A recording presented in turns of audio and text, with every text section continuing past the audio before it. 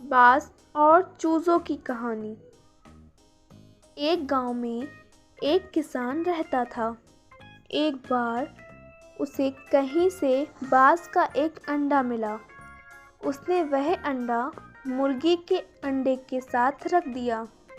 मुर्गी उस अंडे को अन्य अंडों के साथ सेकने लगी। कुछ दिनों में मुर्गी के अंडे में से चूजे निकल आए और बाज के अंडे में से बाज का बच्चा चूजों के साथ पलने लगा। वह चूजों के साथ खाता पीता खेलता इधर उधर फुदकता बड़ा होने लगा। चूजों के साथ रहते हुए उसे कभी एहसास ही नहीं हुआ कि वह चूजा नहीं बल्कि बाज है।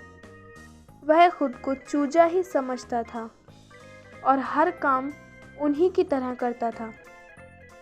जब उड़ने की बारी आई तो अन्य चूजों की देखा देखी वह भी थोड़ी सी ऊंचाई तक उड़ा और फिर वापस ज़मीन पर आ गया। उसका भी ऊंचा उड़ने का मन करता, लेकिन जब वह सबको थोड़ी ही ऊंचाई तक उड़ता देखता तो वह भी उतनी ही ऊंचाई तक उड़ता। ज़्यादा ऊंचा उड़ने की वह कोशिश ही नहीं करता था। एक दिन उसने ऊंचे आकाश में एक बाज को उड़ते हुए देखा। इतनी ऊंचाई पर उसने किसी पक्षी को पहली बार उड़ते हुए देखा था। उसे बड़ा अचरज हुआ।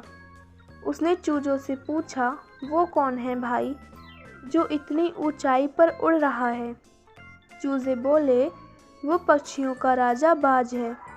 वह आकाश में सबसे ज़्यादा ऊंचाई पर उड़ता है।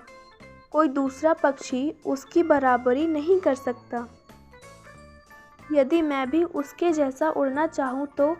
बाज ने पूछा। कैसी बात करते हो? मत भूलो तुम एक चूजे हो। चाहे कितनी ही कोशिश कर लो, बाज जितना नहीं उड़ पाओगे। इसलिए व्यर्थ में ऊंचा उड़ने के बारे में मत सोचो। जितना उड़ सकते हो उतना ही खुश रहो। चूजे बोले।